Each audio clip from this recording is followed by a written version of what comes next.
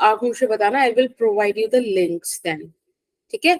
इन सब के अलावा अगर आपको लग रहा है कि नहीं ये वाला चैप्टर और सीखना है, आपको फील हो रहा है कि भाई 11th का शायद थोड़ा सा ये वाला चैप्टर और पढ़ लिया जाए, तो अगर वो मैंने पढ़ा रखा होगा तो वो मैं मतलब आपको चैप्टर लाइक प्रोवाइड करा दूंगी, ठीक है। That was not going to be an issue. फिलहाल आज हमारा रे ऑप्टिक्स का है लेक्चर नंबर 6, ठीक है।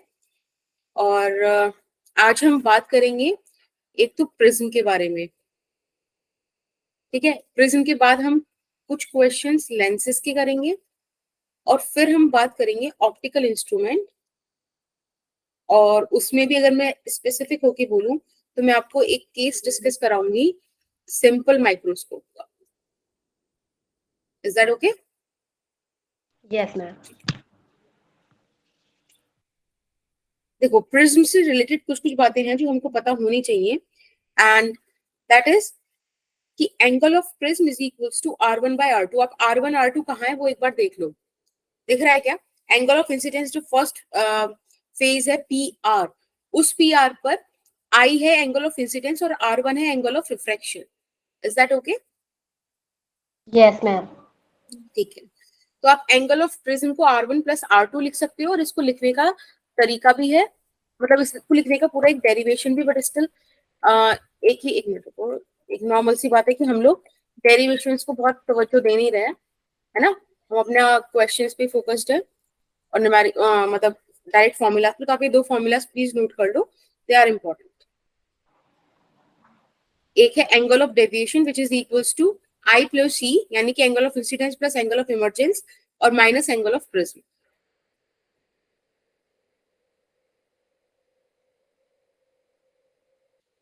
हो गया मैम। ओके,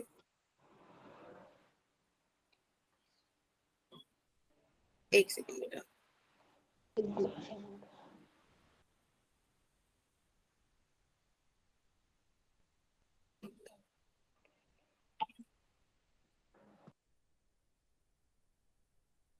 एक बार यहाँ पे एंगल ऑफ इमर्जेंस और एंगल ऑफ प्रिज्म निकाल के दिखाओ, आपको ये कुछ कुछ वैल्यूज गिवन है। एंगल ऑफ प्रिज्म क्या होगा?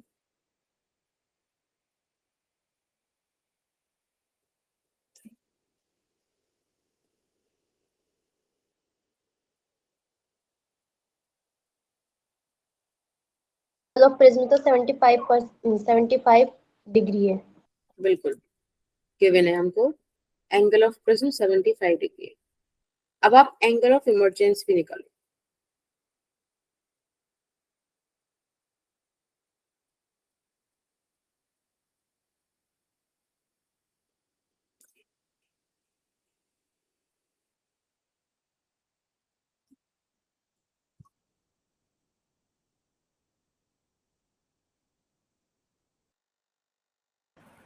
अब ना मैं थोड़ा सा अपना टाइम देख के, जिस दिन मेरे को ज्यादा मतलब नहीं रहेगा इस हफ्ते का, उस दिन I will take your one shot lecture के लिए क्लास ले लूंगी, लाइक एक मतलब 2 घंटे की मैक्सिमम, ठीक है, 2 ढाई घंटे की। तो उसमें हम लोग वेव ऑप्टिक्स वन शॉट में कवर करेंगे। Is that okay? Hmm, yes ma'am. ठीक है, चलो।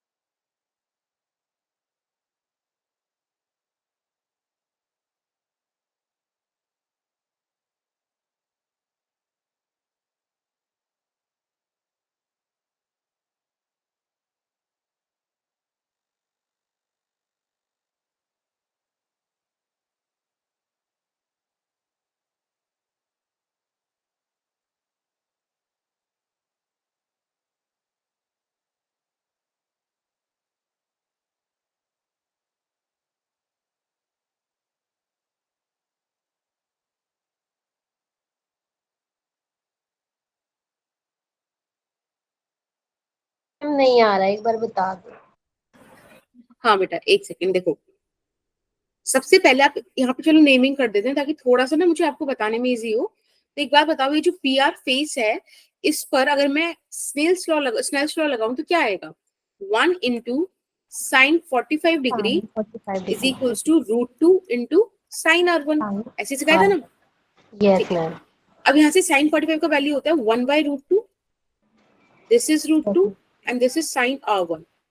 यहाँ से आप sin r1 का वैल्यू देखो तो आ रहा है 1/2, यानी कि आपको समझ में आ गया R1 का वैल्यू 30 डिग्री है। Yes ma'am. चलो, अब आप R2 निकाल सकते हो ना? This angle is yes ma'am. Would be E। तो यहाँ से आप निकाल सकते हो angle of prism is equals to R1 plus R2। बेटा सॉल्व करोगे 30 डिग्री, ये हो गया 75 डिग्री प्लस R2 कितना आ जाएगा? 45 डिग्री। 45 डिग्री। राइट। अब हमारे यस। पास R2 भी आ गया। अब बस हमको E चाहिए। अब आप PQ पर स्नैपशॉट लगा लो। तो जब आप PQ वाले फेस पे लगाओगे तब आप देखो √2 इंटू साइन ऑफ R2 यानी कि 45 degree is 40। Equals to 1 into sine E। ठीक है बेटा, सॉल्व करो यस। जरा। √2 इंटू 1/√2 मतलब कैंसिल हो गया ना, साइन 45 डिग्री का वैल्यू यस 1/√2 होता है। तो साइन E 90। का वैल्यू आया 1, यानी कि E का वैल्यू कितना हो गया बेटा? 90। 90 डिग्री। समझ में आया? Yes ma'am. चलो बढ़िया। ओके, ये एक्स्ट्रा रह गया।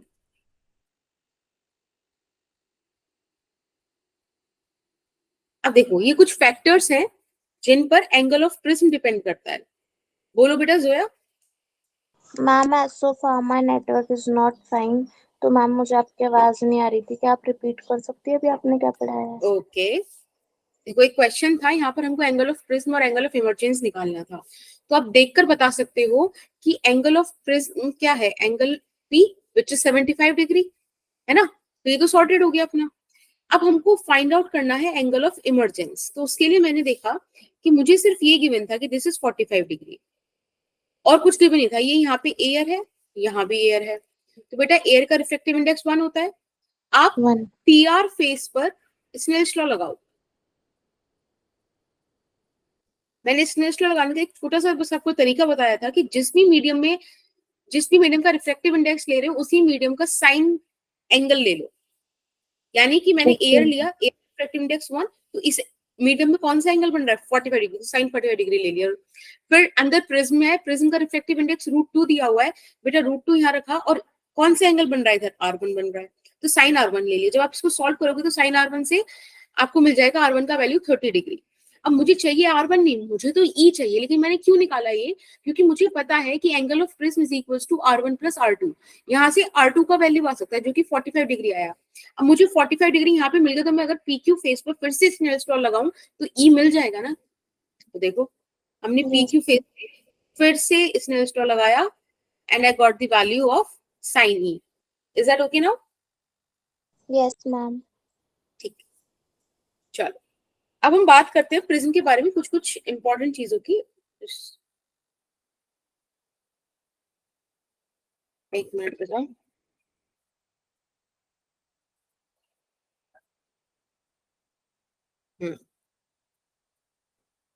These are few factors on which angle of deviation depends। तो आपको ना ये चीजें ऐसे याद रखनी है कि अगर आप रिफ्रैक्टिव इंडेक्स बढ़ाते हो प्रिज्म का तो एंगल ऑफ डेविएशन बढ़ जाता है। अगर आप एंगल ऑफ प्रिज्म बढ़ाते हो तो भी एंगल ऑफ डेविएशन बढ़ जाता है। लेकिन अगर आप वेवलेंथ बढ़ाते हो तब एंगल ऑफ प्रिज्म हो जाता है कम। कई बार क्वेश्चन आपसे ये भी पूछ लेता है कि वॉयलेट का एंगल ऑफ डेविएशन बढ़ा है कि रेड का। तो आपको याद होना चाहिए कि प्रिज्म में से जब भी आप व्हाइट लाइट पास कराते हो तो वो 7 कलर्स में जो स्प्लिट होती है उसमें कैसे आता है? ऐसे आता है ना, विबग्योर इस तरह से लिखा हुआ आता है, राइट? यस तो आप मैम। देखो, वॉयलेट का जो एंगल ऑफ डेविएशन है, इंसिडेंट रे की डायरेक्शन ये, this is violates angle of deviation, और ये रेड का है। किसका ज्यादा है? वॉयलेट का ज्यादा। आप ऐसे भी याद, ठीक है? ये तीनों चीजें आपको याद रखनी है, बड़े इंपॉर्टेंट फैक्टर्स हैं। चलें आगे। Yes ma'am. ठीक है, ये angle of deviation versus angle of incidence का ग्राफ है। सबसे पहली बात तो ये सिमेट्रिकल नहीं है, राइट की तरफ टिल्टेड है। दूसरी बात, ये जो आपको दिख रहा है ना मिनिमम एंगल ऑफ डेविएशन, इसकी कॉरस्पॉन्डिंग इंसिडेंस एंगल और इमरजेंस एंगल दोनों बराबर होते हैं। ठीक है, अगर वो आपको कभी बोल देना कि ये कोई प्रिज्म है और इस प्रिज्म में यहाँ आपको मिनिमम एंगल ऑफ डेविएशन देखने मिल रहा है, तो हमेशा ध्यान रखना इफ दिस इज मिनिमम तो एंगल ऑफ इंसिडेंस यहां से ड्रॉ करोगे, this angle is equals to this angle. ठीक है, ये बात आपको याद रखनी है। कोई दिक्कत?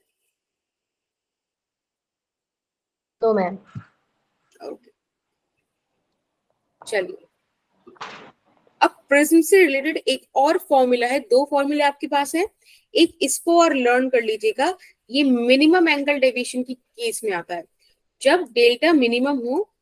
ठीक है, ये आपको पता हो कि किसी प्रिज्म के लिए मिनिमम एंगल ऑफ डेविएशन क्या है, in that case use this formula. ठीक है, यस मैम। और ये बड़ा इंपॉर्टेंट फॉर्मूला है, प्रिज्म से एक क्वेश्चन बनता है। ठीक है, तो इस फॉर्मूले पे बनने के सबसे ज्यादा चांसेस है।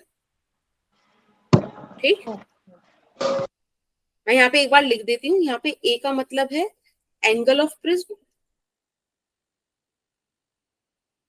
This is angle of minimum angle of deviation. आपको पता है ना मिनिमम पे क्या होगा, बताओ मिनिमम पे एंगल क्या होगा? Is equal to angle I. Good, ठीक है, और म्यू ऑफ प्रिज्म का मतलब क्या होगा, refractive index of prism. Yes.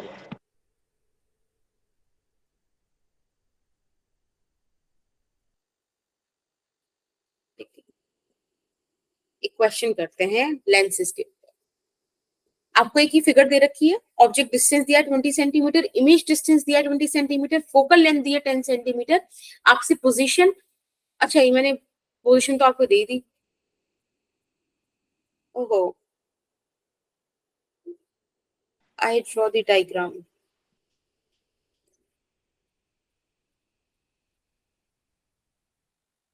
चलो, अब तुम्हें आंसर तो पता चल गया है, बट यस एक बारी, मैम। हाँ एक बारी कोशिश करो कि तुम निकाल लो इससे खुद से एक बार। ठीक है, ये सारी चीजें तुमको जो एक क्वेश्चन में गिवन है सिर्फ उतना ही गिवन है बस, है ना, भूल जाओ कुछ टाइम के लिए एक चीज लिखी हुई थी, एक बार बस निकाल के देख लो। मतलब मेन मोटिव ये है, तुम खुद से निकाल पा रहे हो कि नहीं।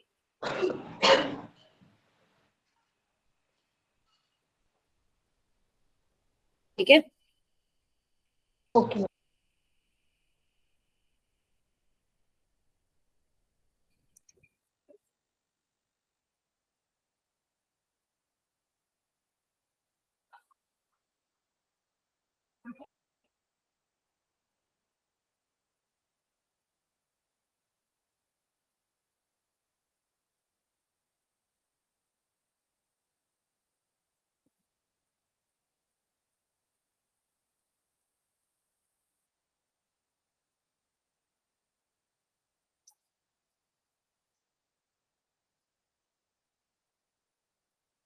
That's very good Zoya.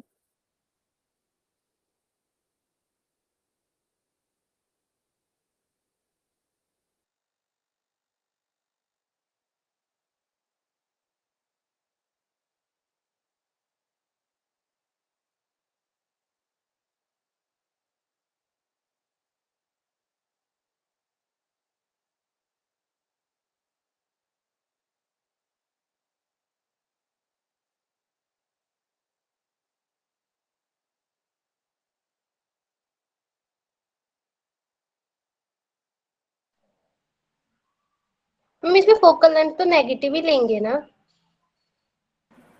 बेटा कॉन्वेक्स लेंस है, अब आप बताओ नेगेटिव आएगी कि पॉजिटिव आएगी। मैंने आपको प्राइम नहीं। फोकस बताया था ना, F1 F2, बस से यस करके मैम। देखना।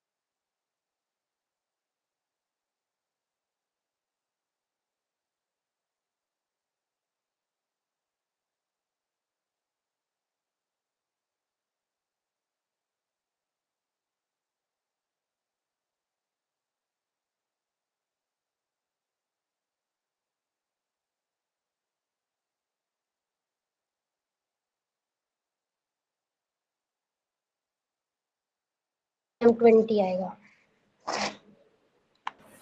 पॉजिटिव हाँ लेना पड़ेगा। हाँ, देखो एक बार फिर से देख लेना बस। Object distance -20 centimetre, focal length आ गया बेटा 10 सेंटीमीटर पॉजिटिव प्लस का। प्लस का 10 सेंटीमीटर क्यों आएगा? क्योंकि यहाँ पे रेस ओरिजिनली मीट होती है, मतलब जब भी ये मिलेंगी तो ये ओरिजिनली मिलेंगी ना, समझ रहे हो? यस ठीक है, यस मैम। चलो अब हमारे पास फॉर्मूला क्या कहलाता है, सॉरी क्या कहता है, 1/f is equals to 1/v minus 1/u। यहाँ आ जाएगा 1/10 is equals to 1/v plus का 1/20। आप इसको सॉल्व कीजिएगा, आपके पास आ जाएगा 1/10 माइनस 1/20 यानी कि 1/10। तब आपको यहां से मिलता है velocity is equals to, sorry v is equals to 10 centimetre.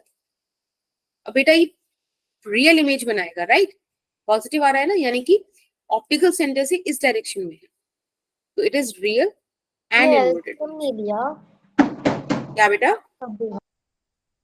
ठीक है मैम। ओके, चलिए अब बात करते हैं इस वाले क्वेश्चन। आप ये वाला क्वेश्चन निकालो, ठीक है? वाला सही, बिल्कुल मैंने कुछ इसमें एक्स्ट्रा नहीं लिखा हुआ है। अब बताओ इसमें, थोड़ा जल्दी करेंगे। 15:24 हो रहा है, 2 मिनट में फटाफट से आंसर कर दो इसको।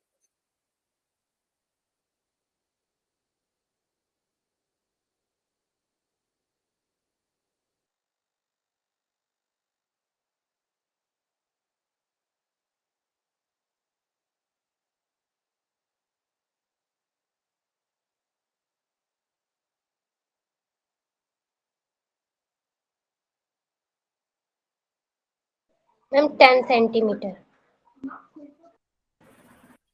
पक्का 10 आ रहा है? चलो एक बार देखते हैं क्या आना चाहिए।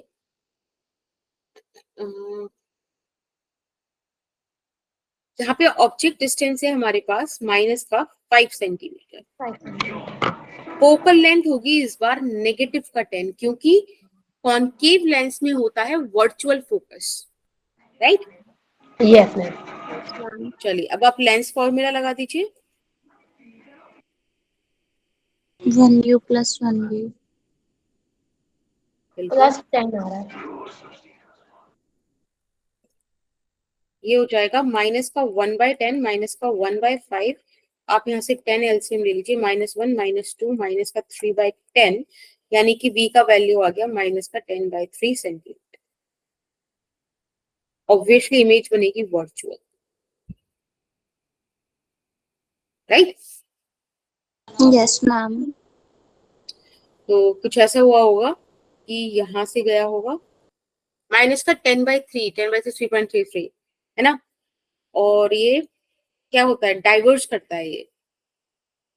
एक तो ये ऐसे जाके ऐसे ही वापस आ गई होगी, एक ये थोड़ा सा क्या होगा, एक मिनट को, अगर रेड डायग्राम में बनाना चाहूँ, यहाँ से इस तरह से डाइवर्स हुआ होगा, ठीक है ना? इसे आप पीछे एक्सटेंड करोगे, यहाँ पे कहीं पे आपको इमेज मिल जाएगी which is 3.33 something away. Is that okay? Yes ma'am minus. ठीक है, एक बढ़िया सा क्वेश्चन ये करते हैं। यहाँ पे बोला है आपको a concave convex lens of refractive index 1.5 is kept in a fluid of refractive index 2। This is the refractive index of lens and this is the refractive index of the medium in which it is kept. If an object is kept at 40 centimeter in front of lens, find focal length of lens, nature of lens, image distance and nature. This is a very beautiful question. And time क्या हो रहा है अपने पास? 15:27, ठीक है ना? Take 5 minutes and solve this question. Ma'am lens में तो माइनस हो जाएगा ना?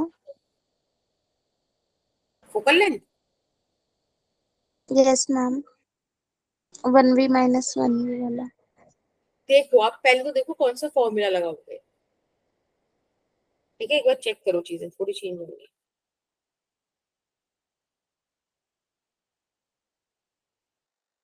ये कॉनकेव कॉन्वेक्स दोनों लेंस रखे हुए हैं मीडियम में।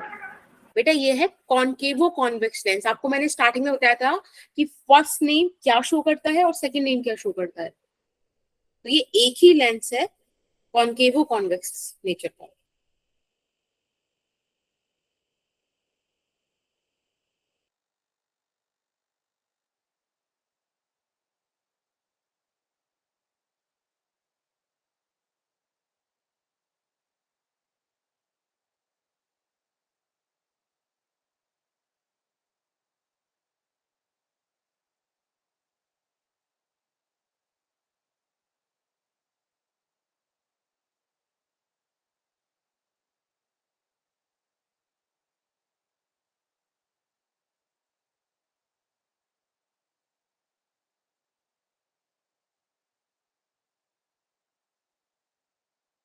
मैम R/2 से निकाल लें फोकल लेंथ। किससे बेटा? R/2 मैम, बट रेडियस भी नहीं है। नहीं नहीं, वो वाला फॉर्मूला तो मिरर में आता है ना। ओके देखो, मैम। चलो एक बार मैं बताती हूँ। ये कॉन्केवो कॉन्वेक्स ऐसे दिखेगा। मैंने आपको बताया था जब भी आपको लेंस का नेम दिया गया हो तो जो उसका फर्स्ट पार्ट होता है वो शेप बताता है, और जो उसका सेकंड पार्ट होता है वो उस लेंस का एक्शन बताता है। ठीक है, तो होना तो क्या चाहिए था by default, it should be a converging lens. ठीक है, कन्वर्जिंग होना चाहिए था क्योंकि कॉन्वेक्स एंड में आ रहा है ना। लेकिन यहाँ पे एक दिक्कत है, ये लेंस का रिफ्रैक्टिव इंडेक्स 3/2 यानी कि 1.5 है, पर जहां ये रखा है उस लिक्विड का या उस मीडियम का जो रिफ्रैक्टिव इंडेक्स है ना बेटा, वो है 2। राइट? Yes ma'am. तो एक हैशटैग या स्टार बनाकर एक पॉइंट लिखो, if mu of medium is greater than mu of lens, then the nature of lens changed। ठीक है, यानी कि अगर आप किसी कन्वर्जिंग लेंस को एक ऐसी मीडियम में रख दो जिसका रिफ्रैक्टिव इंडेक्स उस लेंस के मटेरियल से ज्यादा है, तब वो कन्वर्जिंग लेंस डाइवर्जिंग की तरह बिहेव करेगा। ठीक है, यस मैम। तो स्कूल में कॉन्वेक्स देखा था। लेंस जो है, it will act as a diverging lens,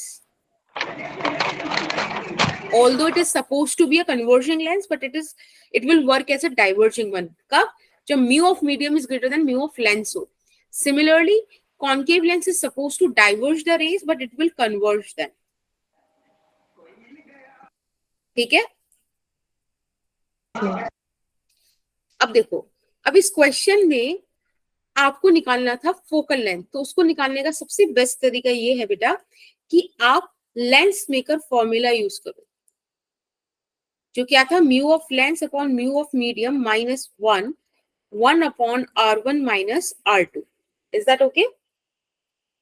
yes yes. ठीक है, अब देखो आपको म्यू ऑफ लेंस दिया है 3/2, म्यू ऑफ मीडियम दिया है 2, ये आ गया -1, और अब आपको R1 और R2 निकालना है।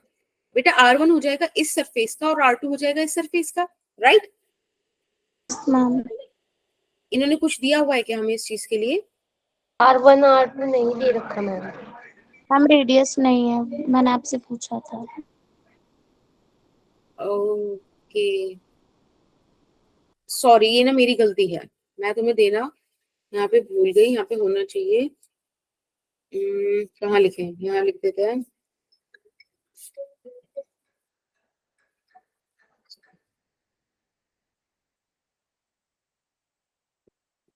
R1 का वैल्यू 20 सेंटीमीटर और R2 का वैल्यू 40 सेंटीमीटर। ठीक है, ये चीज गिवन है। ये मेरे से डेटा मिस हो गया। ओके। अभी निकालोगे? Yes ma'am. यस, ट्राई कर एक बार लेंगे। ट्राई करो।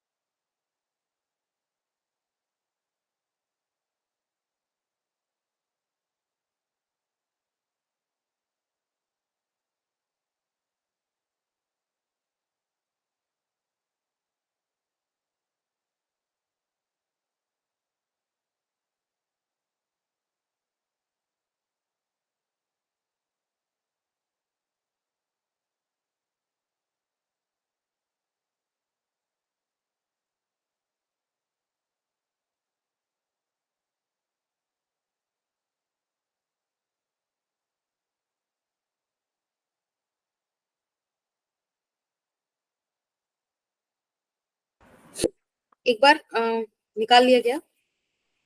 मैम 120 आ रहा है। Positive negative?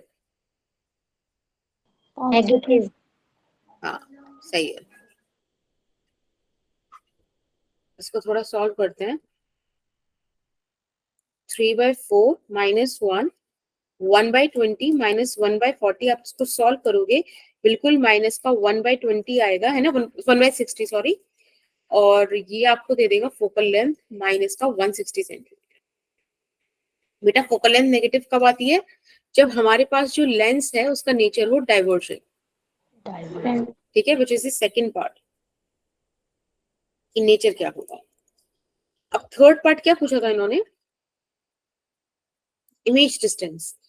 तो नेचर का हमने निकाल दिया, nature of lens. Image distance पूछ रहे हैं आप, तो कोई दिक्कत नहीं है। 1/f is equals to 1/v minus 1/u। ये हो गया, बार बार 120 लिखा जा रहा है, ये हो गया 160। 1/v आपको निकालना है, u दे रखा है आपको माइनस का 40 विच इज 1, मतलब प्लस हो जाएगा, यहां से आप निकाल दीजिए इसको, ठीक है। सॉल्व कर लोगे इसे अपने आप, वो आंसर आ जाएगा, ठीक है। Is that okay? Yes ma'am. ठीक है। और डाइवर्जिंग लाइन से तो ऑब्वियसली वर्चुअल इमेज बनेगी। तो बस आई गेस इस टाइप के क्वेश्चंस आप कर पाते हो तो सही है। अब बात करते हैं मैग्निफिकेशन इन लेंसेज की। जैसे हमने मिरर में पढ़ा था वैसे ही मैग्निफिकेशन इन लेंस इस तरह से डिफाइंड होगा। So it is important, please learn this. Magnification is height of image upon height of object is equals to v by u। यहाँ माइनस का साइन नहीं आता। अगर मैग्निफिकेशन पॉजिटिव है तो इसका मतलब ये है कि वर्चुअल एंड डायरेक्ट इमेज बनेगी, अगर नेगेटिव है तो इसका मतलब है रियल एंड इन्वर्टेड बनेगी। Is that okay? Yes ma'am. Yes. ठीक। ऊपर का -32 आ रहा था आंसर। क्या रहा था बेटा? -32। बिल्कुल गुड, ठीक है। एक बार ये वाला देखें केस। यहाँ पे आपसे पूछा है position, size and nature of image. इसी को मैंने बताया था, वो एक वर्ड में भी पूछ सकता है आपसे, और तब भी आपको ये सारी चीजें निकालनी पड़ेंगी जब वर्ड हो कैरेक्टरिस्टिक ऑफ इमेज, है ना।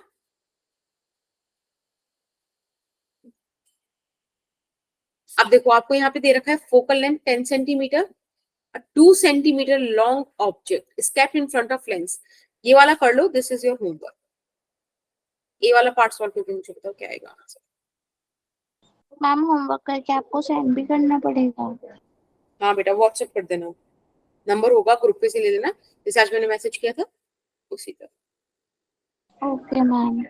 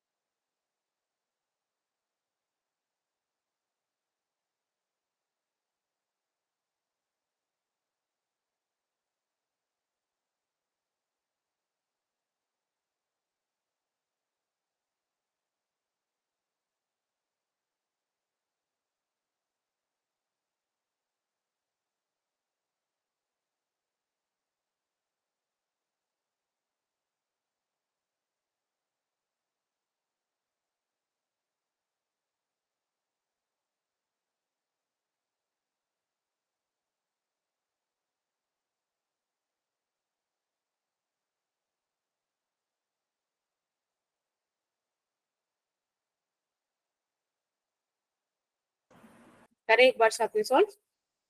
Yes, ma'am. Yes ma'am. देखो यहाँ पे हमें बोला है कि फोकल लेंथ है 10 सेंटीमीटर, कॉन्वेक्स लेंस है ना बेटा, तो it is going to be positive. Yes, ma'am. Height of object दिया है आपको 2 सेंटीमीटर, ठीक है, और आपको दिया है object distance which is -15 centimetre. अब बेसिकली आपसे पूछ रहे हैं इमेज डिस्टेंस, मैग्निफिकेशन। मैग्निफिकेशन क्यों? ताकि आप हाइट ऑफ इमेज निकाल पाओ, राइट? ये सब चीज हमें Yes. निकालनी है। चलो बढ़िया। अब एक बात बताओ, फॉर्मूला क्या कहता है कि 1/v minus 1/u is equals to 1/f। ठीक है, थोड़ा सा सॉल्व करेंगे इसको। 1/v plus 1/15 is equals to 1/10। It would become 1/v 1/10 minus 1/15। आप एलसीएम लेंगे 30 आएगा।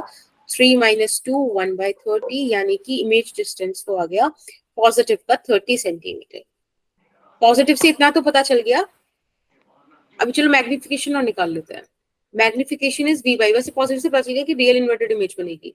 अब मैग्निफिकेशन और देख लो, 30 बाय माइनस का 15 it would give you minus का 2।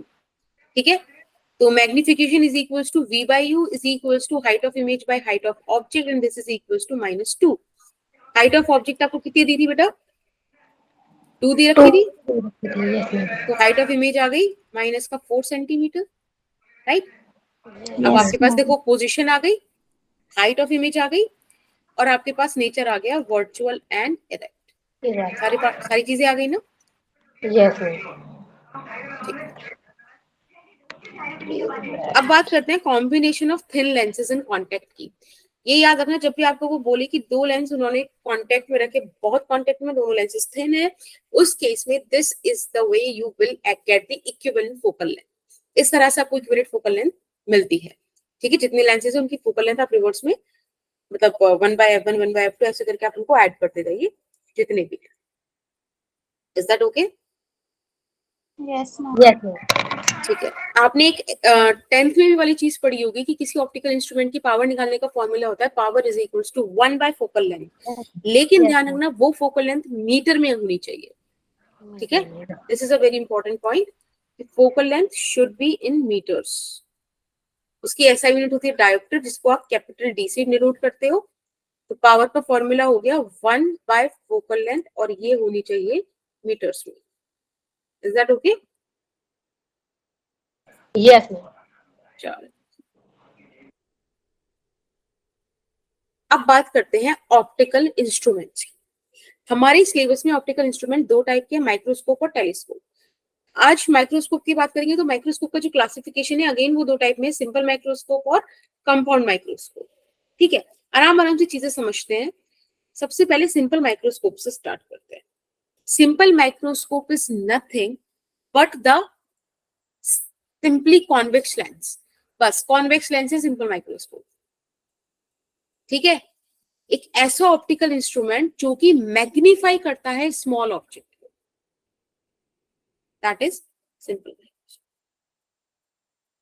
अब देखो, एक काम करो, एक अपना ये थंब लो, उसको ऐसे दूर रखो, उसको पास लाते जाओ आंख के, बड़ा होता जाएगा ना इसका साइज, करके देखो। Yes ma'am. तो यानी कि हमारी आंख भी एक मैग्नीफाइंग ग्लास की तरह काम करती है, बट उसकी लिमिट है। ये जो नॉर्मल ह्यूमन आई है, it also acts like a simple microscope but has some limitation, कि ये 25 सेंटीमीटर पर रखने तक ही आपको जो है रिजल्ट्स देगी। उसके बाद बहुत जोर पड़ेगा, चीजें ब्लर हो जाएंगी, नहीं कर पाओगे। और फार पॉइंट होगा इसका इन्फिनिटी, कि इन्फिनिटी तक की चीजें देख सकती है।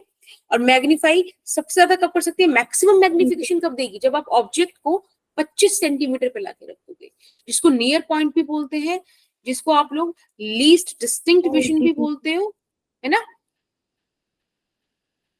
मैम ह्यूमन आई हो गई। बेटा ह्यूमन आई 10th का पार्ट था, यहाँ नहीं आएगा, है ना? यहाँ मैम पे इसमें डिसऑर्डर्स थे ना? क्या बेटा? मैम इसमें भी डिसऑर्डर्स थे ना? वो 10th क्लास में थे, जब आपने पढ़ा होगा मायोपिया, हाइपरमेट्रोपिया, प्रेस बायोपिया, वो सब 10th में था, जो उसमें yes human ma'am. I and colourful word करके एक चैप्टर था। ये यहाँ पे सिर्फ सिंपल माइक्रोस्कोप है, इंस्ट्रूमेंट्स हैं, ठीक है। This will be the last portion of ray optics, इसका बिल्कुल अंतिम पड़ाव है ये, ठीक है।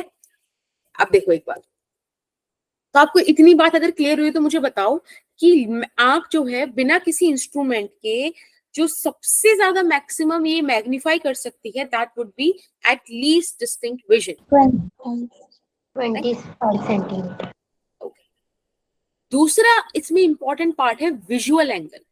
आप ये समझो, जो भी ऑब्जेक्ट है वो आंख पे क्या एंगल बना रहा है वो इमेज बताता है, वो मतलब मैग्नीफाइंग चीज बताता है। फॉर एन एग्जाम्पल, एक ऑब्जेक्ट देखो, आंख है यहां, ठीक है,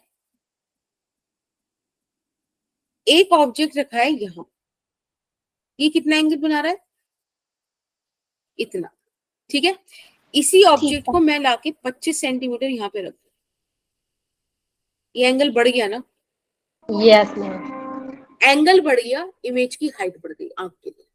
इसीलिए कोई एक चीज दूर है, आपको नहीं दिख रही है इस पे क्या लिखा हुआ है, लेकिन जैसे ही आपके पास लाओगे ये आपको दिखता जाएगा, बड़ा होता जाएगा। क्यों? क्योंकि ये जो ऑब्जेक्ट है इसका आंख पे बनने वाला एंगल बड़ा होता जा रहा है, तो दैट इज विजुअल एंगल। देखो यहाँ पे लिखा हुआ भी है, angle form by object at I, this is visual angle. तो हाइट ऑफ ऑब्जेक्ट बढ़ती जाएगी जैसे जैसे विजुअल एंगल बढ़ता जाएगा। ये दो चीज समझ में आती है? Yes ma'am. ठीक है। इसमें पहली चीज क्या थी कि पहली चीज हमारी थी कि सबसे मैक्सिमम चीज कब, ये मैं बार बार इसलिए बोल रही हूँ क्योंकि कंफ्यूजन बहुत होता है यहाँ पर। Maximum magnification which a normal I can produce is at least distinct vision. Second thing, as visual angle is increasing, the more visual angle increase, the more height of object would increase. Is that okay? Yes ma'am. ये देखो, visual angle कैसे आता है?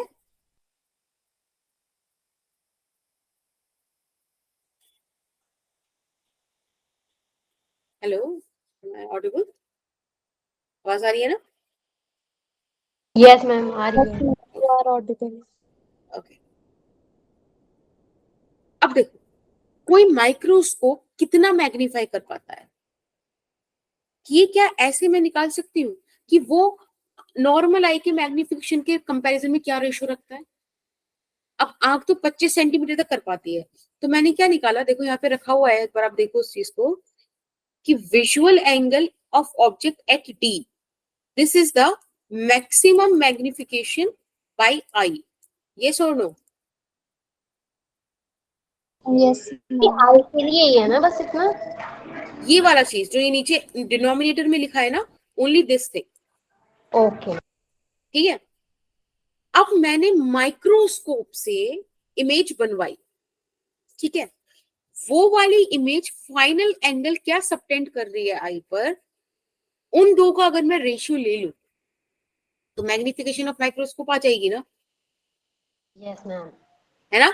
तो बस यही formula है magnification of microscope का, कि विजुअल एंगल जो फाइनल इमेज सबटेंड करेगी आई पर, वो अपॉन जो आप उस ऑब्जेक्ट को डी पर लाकर रख दो तब होगा उस एंगल के। तो जो डी पर लाकर रखोगे, पूरी कॉन्वर्सेशन में मैं उस एंगल को अल्फा बोलूंगी, जो फाइनल इमेज आई पर एंगल बनाएगी उसको मैं बीटा बोलूंगी। इसको आप अब ध्यान रखोगे। बीटा क्या है? Visual angle of final image subtended on eye, और अल्फा क्या है? Visual angle of object at D. याद रखोगे? Yes ma'am. इन दोनों का रेशियो मुझे मैग्निफिकेशन ऑफ माइक्रोस्कोप देगा। This is the third thing which you suppose to understand. इतनी तीन चीज आपको याद रखनी है। याद है? Yes ma'am. अब हम सिंपल माइक्रोस्कोप के डायग्राम पे चलते हैं। एक सिंपल सा डायग्राम है, ये वो वाला केस है बेटा माइक्रोस्कोप का जब object between optical centre and focus रखा होता है, तब इमेज बनती है behind the object, virtual and direct और मैग्नीफाइड। ये वो वाला केस है सिंपल माइक्रोस्कोप। अब देखो, जो भी ये ऑब्जेक्ट था, ठीक है, उसकी इमेज बनी यहां, उस इमेज से एक एंगल आया बीटा, राइट? तो ये बीटा की वैल्यू आप निकाल सकते हो 10 बीटा करके। ध्यान रखना, जब एंगल्स बहुत छोटे होते हैं तो स्मॉल एंगल अप्रोक्सीमेशन के हिसाब से it is going to be beta. Beta. यहां से आपको बीटा का वैल्यू मिल गया HO/UE। अब बीटा में इस बड़े वाले ट्राइंगल से निकालूं या बीटा में इस छोटे वाले ट्राइंगल से निकालूं, बात तो एक ही है ना। Yes ma'am. तो मैंने छोटे वाले ट्राइंगल का यूज कर लिया क्योंकि मुझे नहीं पता ना कहाँ इमेज बना रहा है, मुझे बट ऑब्जेक्ट का हाइट पता है, ऑब्जेक्ट कहाँ रखा है, दोनों चीज पता है, तो यानी कि मैं बीटा निकाल सकती हूँ इजीली। बीटा मैंने निकाल दिया, ठीक है।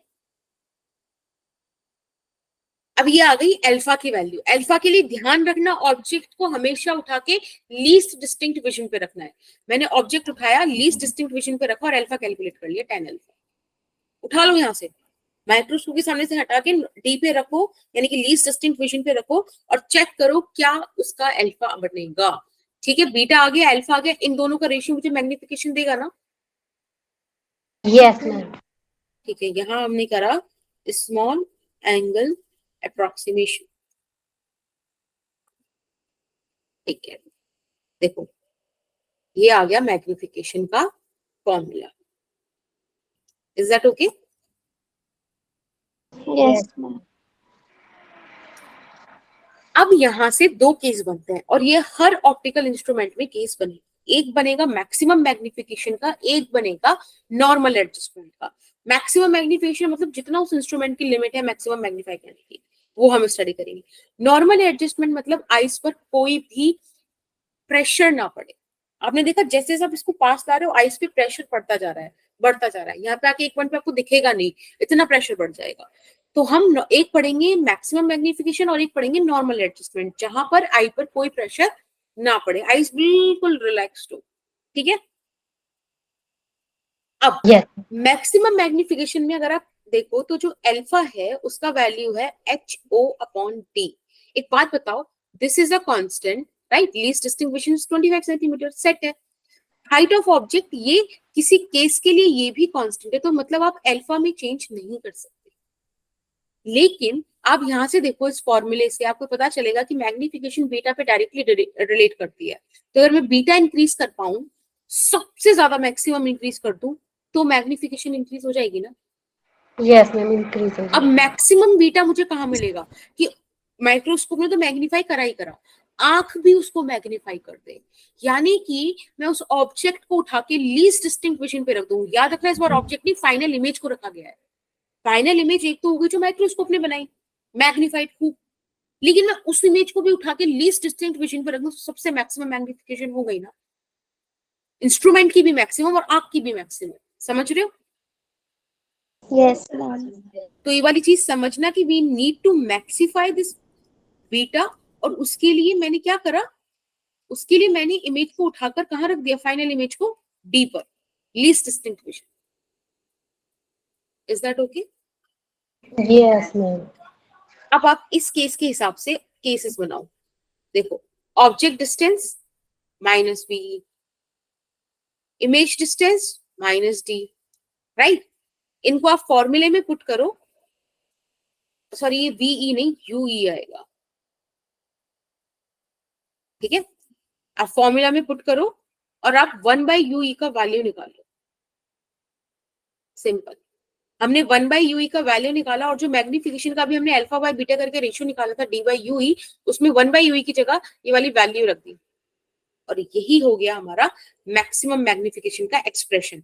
आपको ये ध्यान होना चाहिए कि सिंपल माइक्रोस्कोप मैक्सिमम इमेज को जो मैग्नीफाई करता है वो इस फॉर्मूले पे डिपेंडेंट है, ये आपको याद होना चाहिए। ठीक है, this is okay ma'am. Important. Case first clear हुआ हमको? क्लियर है बेटा case first? Yes yes ma'am. Ma'am. ठीक है, now come to case number second which is normal adjustment. मैंने क्या कहा था, नॉर्मल एडजस्टमेंट मतलब रिलैक्स्ड आई। आई सबसे ज्यादा रिलैक्स होती है जब इमेज होती है इंफिनिटी।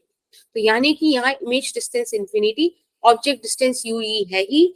ठीक है, आप फिर से वाला फॉर्मूला लगाओ, यहाँ से आपको फोकल लेंथ बराबर UE की मिल जाएगी क्योंकि 1/infinity is going to B 0, और आपको मिनिमम मैग्निफिकेशन मिल गई ये D/R। समझ में आया? Again yes ma'am. Remember this. Okay ma'am. इसी तरह से आपको हर फॉर्मूले में, मतलब हर केस में, जैसे कि कंपाउंड माइक्रोस्कोप हो जाए, फिर टेलीस्कोप पूछा है। बेसिकली यहाँ आपको सेम मतलब सिमिलर पैटर्न ही चलेगा। कुछ कुछ चीजें हैं जो आपको समझ में आनी चाहिए, जैसे कि मैंने आपको एक बार मैं फिर से आपको रिकैप दे देती हूँ ताकि आपको लाइक दिमाग में बैठ जाए ये चीजें। सबसे पहली चीज कि इमेज सबसे ज्यादा मैक्सिमम मैग्नीफाइड करती है आंख जब उसको आप लीस्ट डिस्टिंक्ट विजन पे। सेकेंड चीज, विजुअल एंगल जितना बड़ा होगा, यानी कि वो एंगल जो आंख पर कोई ऑब्जेक्ट सबटेंड करता है वो जितना बड़ा होगा उतना ज्यादा इमेज मैग्नीफाइड होगी, इतनी ज्यादा हाइट ऑफ इमेज होगी। ठीक है, ये जो भी ऑब्जेक्ट है आपने रखा है उसको लीस्ट डिस्टिंक्ट विजन पे, नहीं कहीं भी रखा है, मतलब विजुअल एंगल तो वाली चीज हो गई। थर्ड चीज क्या थी कि हमारे पास दो केस बनेंगे, मैक्सिमम मैग्निफिकेशन और नॉर्मल एडजस्टमेंट। तो जो मैक्सिमम मैग्निफिकेशन का केस होगा उसमें हम अल्फा को चेंज नहीं कर सकते, बिकॉज वो दो ऐसी क्वांटिटीज का रेशियो है HO/D, height of object upon least distinct vision, जो कांस्टेंट। तो हम अल्फा चेंज नहीं कर सकते, हमको क्या चेंज करना होगा, हमको बीटा मैग्नीफाई करना होगा, बीटा मैक्सिमम करना होगा, क्योंकि जो मैग्निफिकेशन ऑफ माइक्रोस्कोप है वो डायरेक्टली प्रोपोर्शनल है बीटा के। तो बीटा जितना मैक्सिमम कर सकते हो कर लो। तो हमने कहा कि एक काम करो कि माइक्रोस्कोप उस इमेज को मैग्नीफाई कर दो, दूसरा हम उसको मैग्नीफाई कर लें, है ना। तो दोनों ही डिवाइसेस, एक ह्यूमन आई और एक माइक्रोस्कोप, दोनों के मैक्सिमम मैग्नीफाई हमने कर लिया, तो बस वही तुम्हारा मैक्सिमम हो गया। तो हमने इमेज को उठा के कहां रख दिया, लीस्ट डिस्टिंक्ट विजन। हमको मैक्सिमम मैग्निफिकेशन का फॉर्मूला मिल गया 1 + T/f। ठीक है, फिर Okay, हमने ma'am. देखा नॉर्मल एडजस्टमेंट का केस। नॉर्मल एडजस्टमेंट में मुझे ये समझ में आता है कि भाई नॉर्मल एडजस्टमेंट का मतलब है कि आंख बिल्कुल मस्त रिलैक्स कब होगी, जब इमेज बनेगी इंफिनिटी पर। अगर इमेज इंफिनिटी पर है तो इसका मतलब क्या है, v = इंफिनिटी, ऑब्जेक्ट डिस्टेंस तो जो है आई से। ठीक है, आप यहाँ से 1/f = 1/v - 1/u वाला फॉर्मूला लगाओगे तो f का वैल्यू u e के बराबर आएगा। जब आपको फोकल लेंथ का वैल्यू मिल गया उसमें आप बस अब आप d/u वाले रेशियो में रख दो। ठीक है, चलो ये वाले केसेस कल रिवाइज करके आना, मैं कल ऑप्टिकल इंस्ट्रूमेंट कंप्लीट कराकर पूरा। ठीक है, we will wrap this chapter, और इसके बाद हम लोग करेंगे wave optics, and I try to complete that chapter in a go. एक बार में वन शॉट वीडियो में अपन उसको कवर करेंगे। ठीक है, थोड़ा 1-2 दिन का मुझे बस टाइम देना ताकि मैं वो सब चीजें क्लब कर लूं, and then I will notify you in your group कि भाई आज हम लेंगे one shot video. And to be very honest, Saturday से पहले ही मैं वो एक दिन निकाल लूंगी। ठीक है, और अगर नहीं हो पाता है तो फिर हम कॉन्टिन्यूस ले लेंगे, जैसा भी होगा कल आई विल इन्फॉर्म यू। ठीक, मैम, हाँ जी बेटा। मैम आप क्वेश्चन की पीडीएफ सेंड करोगे? बेटा मैंने एमटीजी की पीडीएफ ऑलरेडी ग्रुप में शेयर करी हुई है फिजिक्स की। ठीक है, आपको उसको सॉल्व करना है। ओके मैम पर्टिकुलरली नहीं करनी है?